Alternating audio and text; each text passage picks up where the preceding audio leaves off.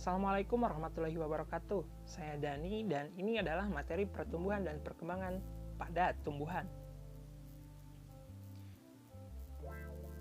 Tahapan pertumbuhan dan perkembangan pada tumbuhan itu dimulai dari proses yang pertama adalah perkecambahan, kemudian ada pertumbuhan primer, kemudian pertumbuhan sekunder, dan perkembangbiakan. Kita akan mulai dari tahapan perkecambahan. Sebelum kita masuk ke pembahasan tentang perkecambahan, kita ingat-ingat kembali struktur biji pada materi kelas 11.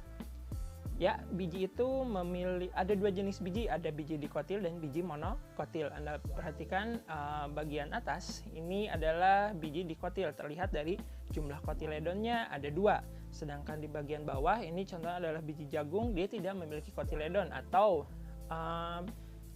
kalau di monokotil itu dinamakannya endosperm atau endosperma ya, hanya 1. Kemudian sisanya sama, hanya terlihat perbedaannya dari jumlah kotiledonnya saja.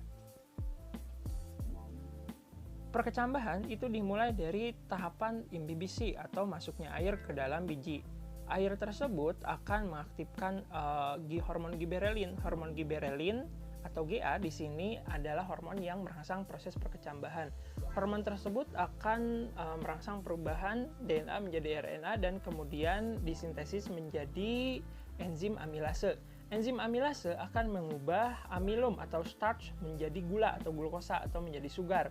Kemudian glukosa tersebut akan dimanfaatkan oleh radikula, kemudian epikotil, dan hipokotil untuk melaksanakan perkecambahan atau tumbuh menjadi individu yang baru.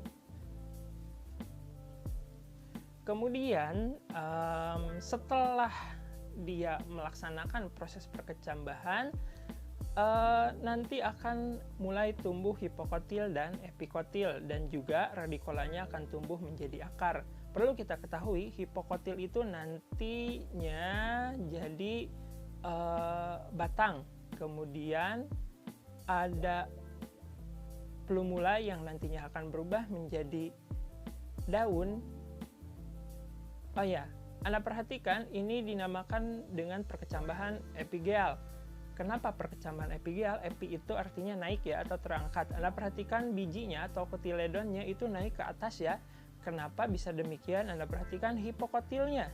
Hipokotilnya bertambah panjang. Dalam arti lain, perkecambahan epigeal itu disebabkan karena pertambahan atau perpanjangan hipokotil yang menyebabkan kotiledon ikut naik ke atas. Perkecambahan berikutnya ada perkecambahan hipogeal. Anda perhatikan kotiledonnya tetap di dasar atau di dalam tanah, tidak terangkat ke atas. Hal ini disebabkan karena epikotilnya yang memanjang, namun hipokotilnya tetap di dalam tanah. Perkecambahan seperti ini dinamakan perkecambahan hipogeal. Setelah perkecambahan, maka akan dilanjutkan pada pertumbuhan primer. Pertumbuhan primer atau pertumbuhan utama itu menitikberatkan pada perubahan ketinggian atau pemanjangan sel atau pembelahan sel-sel. Anda perhatikan dari mulai dia biji kecambah sampai akhirnya tumbuh jadi daun dan akhirnya menjadi tinggi. Pertumbuhan sekunder itu tidak semua jenis tumbuhan melakukan pertumbuhan sekunder. Contoh, ini adalah pohon jagung. Jagung termasuk ke dalam tumbuhan monokotil. Anda perhatikan batangnya itu dia tidak akan membesar. Beda dengan, ini adalah pohon beringin. Anda perhatikan batangnya itu membesar. Jadi dapat dikatakan bahwa pertambahan sekunder itu adalah pertumbuhan yang menitikberatkan pada pertambahan diameter atau perubahan fungsi-fungsi menjadi lebih terspesialisasi. Setelah itu kita masuk ke tahapan perkembangbiakan, di mana tumbuhan akan berbunga. Bunga itu nanti akan melakukan penyerbukan sampai akhirnya ada serbuk sari yang jatuh ke dalam putiknya, kemudian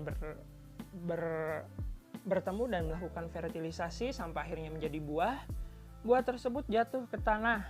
Kemudian bijinya nanti akan melakukan perkecambahan dan tumbuh kembali menjadi individu yang baru.